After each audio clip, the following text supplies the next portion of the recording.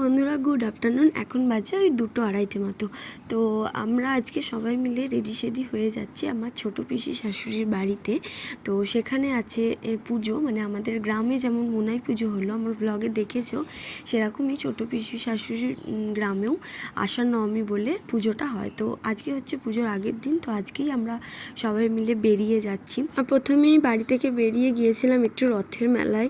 আমার একটু চুড়ি পরার ছিল, তো আমার চুড়ি ছিল, তো আমার একটু নতুন করে পরার ইচ্ছা এলো, কিন্তু চুড়ি পরতে গিয়ে তো পুরো ভিজে কি অবস্থা হয়ে গেল দেখতেই পাচ্ছ। আমার চুল টুল ভিজে একাকার হয়ে গেছে, আমাকে চুল টুল খুলে এখন যেতে হচ্ছে। আর সেই যে মেলা থেকে বৃষ্টি শুরু হয়েছে, বৃষ্টি পুরো জিটি রোডটায় হয়ে গেছে, মানে এতটাই বৃষ্টি। যাই হোক, বর্ধমানে গিয়ে বৃষ্টি একটু কমেছে, আর আমরা এখন ছোটো পিসির বাড়িতে চলেও এসেছি। তারপর আসার পর আমরা সন্ধেবেলায় সবাই মিলে চলে গেছিলাম ঠাকুর মন্দিরে। এই যে হচ্ছে আমার পিসি শাশুড়ির মেয়ে, দিদিভাই হচ্ছে। তো আমরা সবাই মিলে ঠাকুর মন্দিরে গেছিলাম। পিসি মালা দিতে গিয়েছিল ঠাকুরকে, তো সেই হিসাবে আমরাও গেছিলাম। আর গিয়ে তো দেখলাম সুন্দর করে মন্দিরটা সাজাচ্ছে, এতটা ভালো লাগছে। আর এই ঠাকুরটাও কিন্তু হচ্ছে বাবা মহাদেব। তো এটা কি আষাঢ় নবমী পুজো বলা হয়, এই মন্দিরেই হবে। তো চলো, আজকের ব্লগটা এতটুকুই, দেখা হচ্ছে নেক্সট পুজোর ব্লগ নিয়ে। বাই।